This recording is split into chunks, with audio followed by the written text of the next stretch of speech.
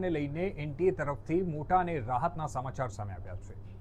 જી હા, નમસ્કાર, હું છું આપણી સાથે કિશન તિવારી અને આપ સૌનું સ્વાગત છે ઇન્ડિયા ન્યૂઝ ગુજરાતના ડિજિટલ પ્લેટફોર્મ ઉપર। આજે આપણે વાત કરી રહ્યા છીએ નીટ યુજી જે રી એક્ઝામ યોજાઈ છે। 21 જૂને આ રી એક્ઝામ યોજાઈ છે। 21 જૂનના રોજ જ્યારે ઉમેદવારો વિદ્યાર્થીઓ એક્ઝામ આપવા જવાના છે અને તેને લઈને એનટીએ તરફથી એક રાહતના અને મોટા સમાચાર સામે આવ્યા છે। અત્યાર સુધી એ એક્ઝામમાં શું થતું હતું કે એક્ઝામની જે હોલ ટિકિટ એટલે કે જે પ્રવેશપત્ર ડાઉનલોડ કરવા માટે તમારું બેંકનું વેરિફિકેશન થવું એ ફરજિયાત હતું અને હવે જે રાહતના સમાચાર સામે આવ્યા છે તેમાં એ પ્રકારે છે કે હવે એ બંને સેગમેન્ટને અલગ અલગ કરી દેવામાં આવ્યું છે। એટલે કે હવે બેંક વેરિફિકેશનની જે તમામ ગતિવિધિ છે એ આખી અલગ પ્રોસેસ થઈ જશે અને જે પ્રવેશપત્ર છે તેને માટે અને તેને લગતી તમામ જે સુવિધાઓ છે તે આખું અલગ કરી દેવામાં આવ્યું છે।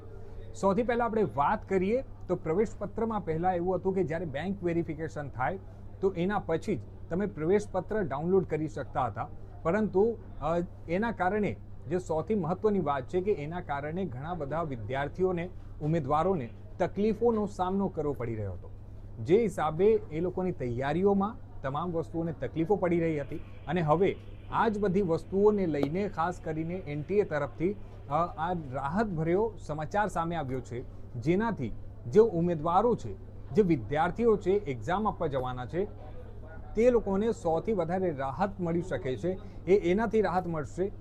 કે એ લોકો જ પહેલાં જ જ્યારે હોલ ટિકિટ એ લોકો પાસે આવી જશે એટલે તમામ પ્રકારની તૈયારીઓ, એ લોકોનું એક્ઝામ કઈ જગ્યાએ છે, કયા સેન્ટર ઉપર આવશે, તે તમામ તૈયારીઓ પહેલેથી જ એ લોકો કરી શકશે અને આ જ બધી વસ્તુઓને ધ્યાનમાં રાખીને આ તમામ નિર્ણય લેવામાં આવ્યો છે। હવે આપણે વાત કરીએ તો બેંક વેરિફિકેશનનું જે પ્રોસેસ છે તે બેંક વેરિફિકેશન પ્રોસેસ એ આખો અલગ પ્રોસેસ છે અને એ કરવા માટે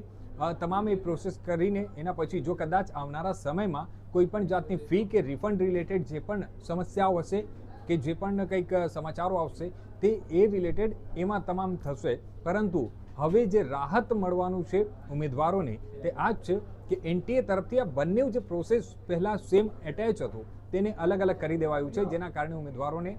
બહુ સરળતા મળી શકે છે।